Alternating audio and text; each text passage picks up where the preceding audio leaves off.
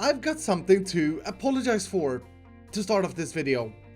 And that is the heads, the dispenser head selection that I promised you all to do throughout the Demise game in every start of an episode. I completely forgot it last time. I don't know why, I completely forgot about it.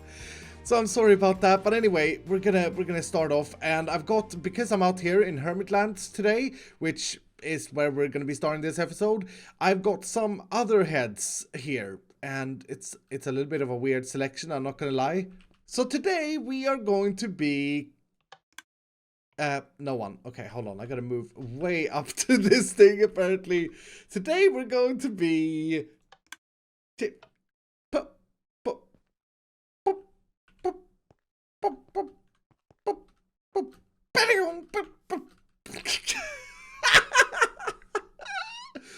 It's me, Poultry Man. I fly around in the world and I do good for other people. I make sure to clean the server of any non-shenanigans that's going on here. I've lately resided on a beach somewhere.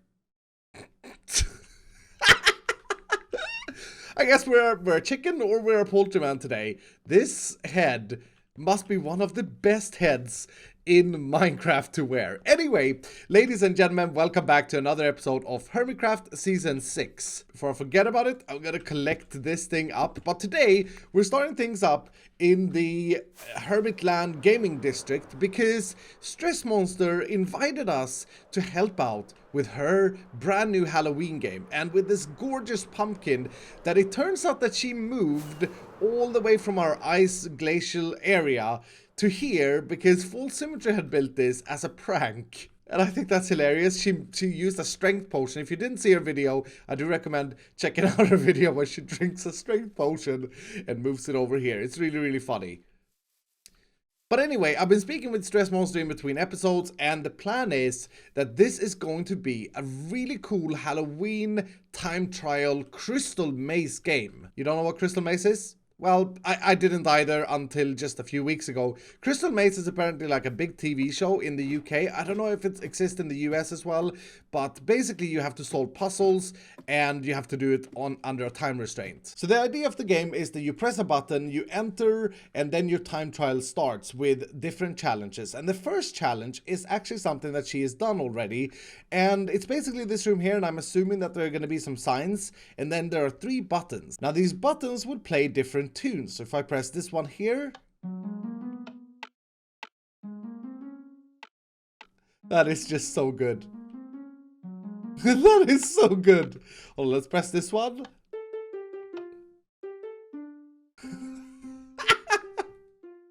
Okay, so anyway, then it's up to the player to come over here and select the correct tune. So whatever that tune was, and the final one. This one is advanced. Stressmonster is extremely good with note blocks, by the way. I may need to ask her for help. But anyway, there are 3 correct answers, and she needs to, or you need to, as a player, select the 3 correct answers for the next door to open. As far as redstone goes, for this here, this should be very, very, very simple, I would think. I think that we should have 1, 2, 3, 4, 5, 6, 7, 8, 9 different choices. And we'll put levers all over those choices. And to wire this up so that the 3 specific levers are correct, and including an AND gate, should be one of the easiest redstone contraptions ever, actually. She has marked some signs here temporarily to be correct. And if I'm right, all I need to do is use redstone torches on the correct ones, and then we're going to use repeaters on the non-correct ones, and then just pull a redstone line like this, creating an AND gate down to here, and then put another redstone torch down there. Now the idea is whenever I have the 3 correct answers and no other answers wrong, that torch should be on. So if I have 1 false answer here and then pull that one, and that one, which is the correct, we should still see an on or an off signal. But if I take this away, so I only have the correct answers, that redstone torch is on, and we can use that to power our door.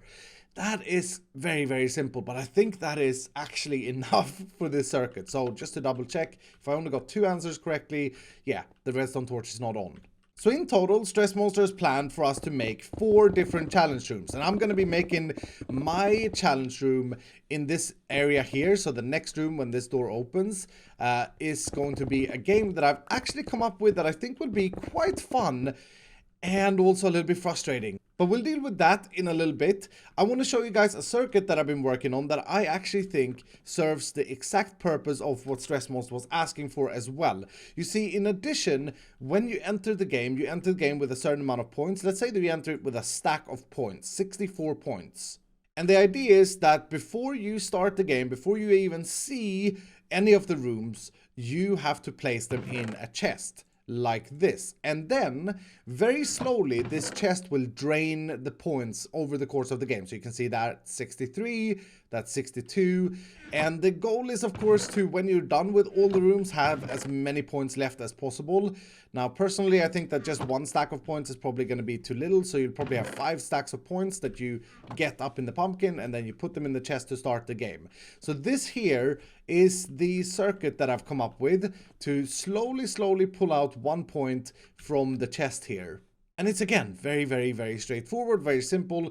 This comparator starts the signal by checking if there's anything in the chest, and then it goes around in a long loop, and whenever it reaches this observer, it has a 2-tick unfreeze of this hopper, which is by default powered on the backside here there. So it has a two-tick unfreeze, and then that pulls out an item from the chest. Now we can slow this down, which we may have to do by just prolonging this clock however much we want, but I think this actually serves the purpose. I think this is actually good enough for what we want to do here. So sometimes later, and I've done a little bit of layout design, because one thing that I've learned from playing specifically a lot with Grian is that you should probably focus on getting the entrances down first, because otherwise things gets very unsymmetrical. So this here is going to be our entrance elevator. We'll do a bubble elevator or something. We come out here and we're presented with this door, and then over on this side I thought we could put all the instructions for the game. It needs to be said very clearly before you enter, because otherwise it will be very confusing. There's an exit elevator on this side here going back up to the pumpkin, and I've moved this circuit over here, and well, I've just added a little bit of delay possibilities, but in addition, I've also linked up the door. So if I now go ahead and put in, say, my points, and this is indicating that I'm starting the game, my door opens and I'm able to go through, and then I play the tunes and I get the correct answer, and that then opens the next door, and onwards we go. Now we can finally start seeing how this game is going to sort of run through, and I love it. Now, next thing is to install our game. So I guess I'm going to dig this space out, but I think it's time to jump over to my creative redstone test world, because I have an idea in my brain. Thank goodness for creative test worlds, because yeah, this turned out to be a lot more complex than I was originally envisioning it. But a few hours in, and I've got a working prototype. Well, hopefully I've got a working prototype, and this is the idea right here. And essentially this is a fishing game. So if I pull this lever here, it's going to spit out a bunch of different items, and we then have 4 different types of items that we need to get correct. This says kelp, dark oak, lever, and cocoa bean. So I need to collect the correct item for the hole, and I can see a cocoa bean. So the idea is that I try and grab it and then pull it into that hole, and if I get it correct, the lights turn on.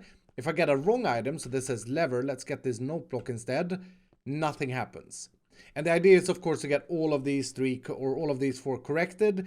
Now, back on the Hermitcraft server, this is quite a bit smaller than the one I did in my creative test world, but I think it's actually better. It's better that it's smaller because the other one was just too messy. Anyway, the idea would be you complete this room, you come in here, we'd have some instructions over here, and possibly also some fishing rods, because otherwise this is just going to be impossible. And I think I want to try something here. We're going to try this out together, but can I have potentially a block there so you can't walk up to the ice? Because that would be better. Anyway, to start it, you press the button. You have the signs pumpkin, lever, and hopper in this scenario, and then you have to try and collect them. So pumpkin, that should be fairly simple to get, and then down there, and the light turns on. Beautiful. The lever, ooh, that may be a little bit tricky. Yeah, that may... Oh, this block is going to be making this impossible. Oh my goodness, that skill throw there? Okay, so you gotta duck if they go far back. and then get the lever, and then the hopper. I think that's also a ducking one. That's the wrong item. Doesn't matter. And my fishing rod broke. Lesson learned. Let's make sure to have unbreaking 3 fishing rods and several of them in case they break. But anyway, to get the hopper, is that, no, that's an end rod. Hopper, yes, and that opens the door, and onwards I go. Nice. I actually think I really like the pace of that. Stressmonster came up with a genius idea that makes this a lot more interesting, and that is to have code names for the items. So for example, a lever could in theory be a witch's nose, right? Instead of saying lever, we would say witch nose. And that would mean that the other hermits will have to guess in addition to hooking the right item. Hold on. A hopper could totally be an upside down witch's hat. How have I never thought about that? And in the spirit of Halloween, this could be the witch game. Now with the technical part of this room done, I'm going to try and design it. And now that I've got it into my head that this is totally going to be Assemble the Witch, I kind of want to make it look a little bit like a witch hut inside, or like a witch's den, or I don't know. I don't really know, but I'm picturing some sort of witch thing. I have just had a very, very silly idea that I want to try and do. I want to see... This may just be absolutely garbage looking, but I want to see if we can make a witch face sitting here. So that would be that would be the nose. What is it with some of these Minecraft things? And then I guess she has a little bit of a wart on the nose, so that could be, oh, this could actually genuinely work. I honestly think that this is fully doable. So we'd have her eyeball there, and that is a very purple. Is that purple? Yeah, very, very purplish color. Now, we couldn't fit her hat in this build, but I think that's fine like that. So she has the unibrow, and I'm guessing, or I think the unibrow actually stops at the eyeballs. I mean, that looks pretty funny. That looks pretty funny. It would look better, though. I'm not gonna lie. It would look a lot better if we got away with having it this tall. So maybe I should move that whole thing down. A little bit of a stretch there. And when I say a little bit of a stretch, that just looks wrong. That just looks so very wrong. Yes, that is much better. Oh, assemble the witch, and we even got the functionality there. I mean, that should work, right? Yep, that does work beautifully. That is just hilarious. No, it looks like she has hair coming down on either side. Must resist, but finding it very hard to resist.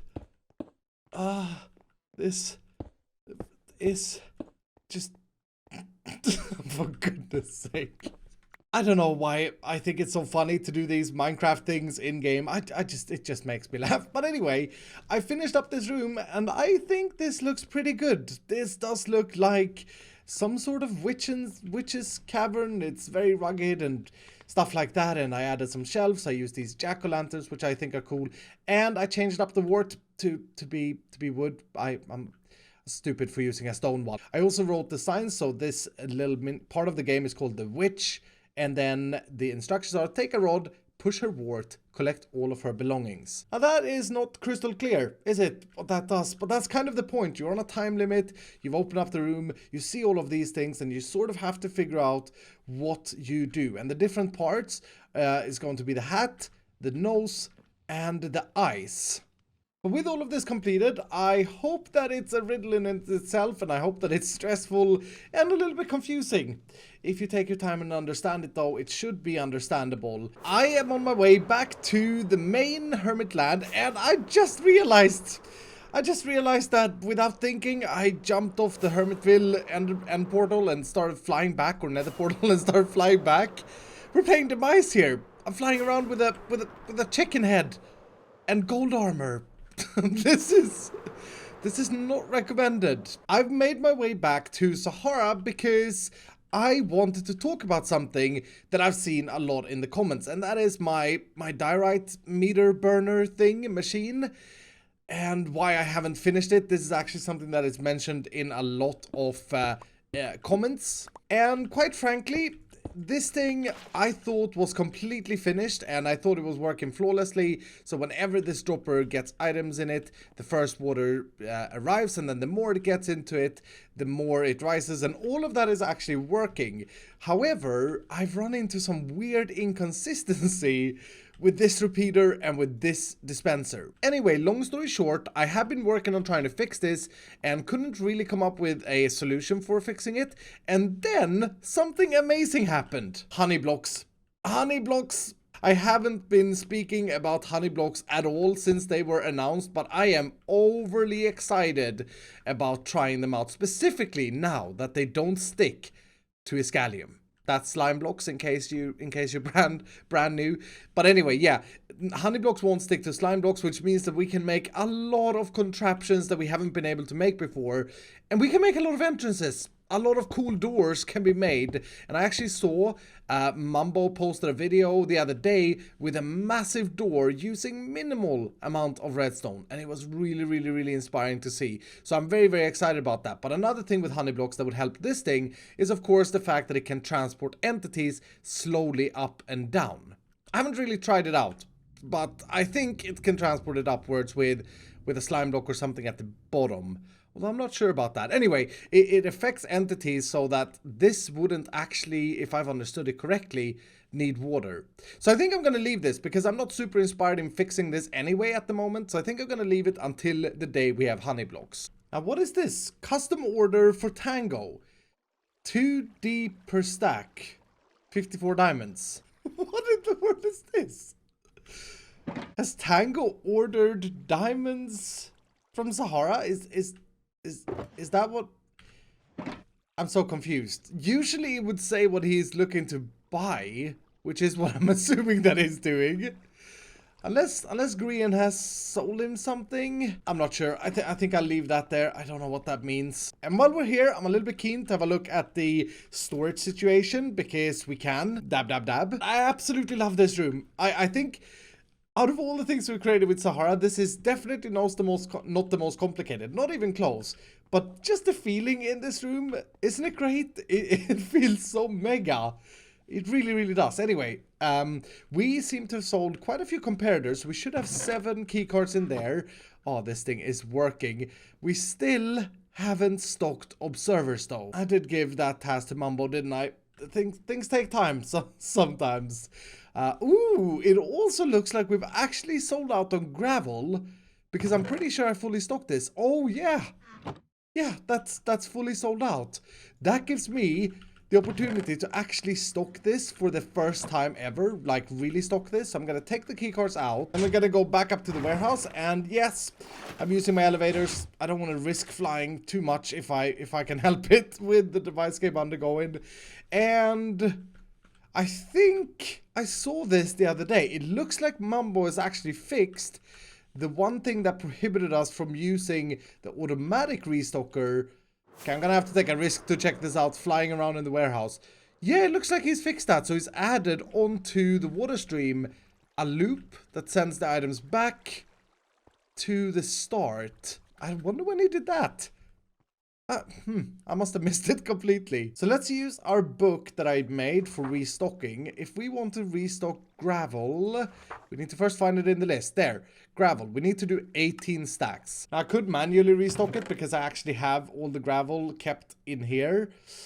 But I want to see if the system works. I'm a little bit scared though. 18 stacks is what we need. Here goes. Everything goes in. Let's have a look. The first box failed. I can't believe it. The first box actually failed. We're gonna give it the benefit of the doubt and see if the second box is gonna be correct. Nope. The second box is not correct either. And it's not even consistent. It's just a different number. There's no episode that's complete without proper Sahara troubleshooting, is it? Well, I think I know what the issue is. In order to try and solve this stocking system before Mambo added that extra line on top, I actually slowed down this clock, and I think that water may have ruined a few things. Dang it! No! Okay, well that water may have ruined a few things. I think we're fine though. As I was gonna say, before the water ruined a few things, if I reconnect the double speed clock here by doing that... Oh, that is really fast. Yeah, I think that's gonna fix it. I think that's gonna fix it. I wonder how much time I've spent in this season of Hermitcraft troubleshooting and upgrading and fixing Sahara. It's quite ridiculous if you think about it. But anyway, that's the 9 stacks or 9 sets of boxes all fixed. That means that we can put the key cards back here. And now we get to do the super satisfying thing that I haven't done before of pushing that button in the stockroom. And this is the button I'm talking about, which indicates that we are full on stock again with gravel. Oh, this is a great system. We should have started by having this, because this is going to fix all of our issues with being able to restock Sahara. I'm very, very proud of it. I've said that before. I know that, but yeah, I am. Now, coming up with an entrance for this is not an easy task, and I gotta be honest with you guys, I'm still blanking a little bit. I mean, I could totally make a piston that hides that, or is hidden behind that grass block, and then retracts and displays a staircase, but that's kind of boring. Grian didn't say anything about it being boring, he just said it needs to be hidden, but I really want it to be cool. So I still have to think about this a little bit and see what I can come up with. If you have any suggestions, feel free as always to leave it down below in the comments, or tweet me, better yet, tweet me a picture of a hidden little entrance that could work with this thing. And yeah, that would also look really cool. Small and would look really cool. I mean... That is a tricky thing to put together. But anyway, that's gonna do it for today. I really do hope that you've enjoyed this video today. I'm excited to see people play the Halloween pumpkin game. I'm excited to see if people can solve the riddles with the witch. But yeah, like I said, that's gonna do it for today. I hope you have enjoyed this episode. If you did, do hit the like button down below. And if you're brand new, consider subscribing. And I will see you dudes in the next episode.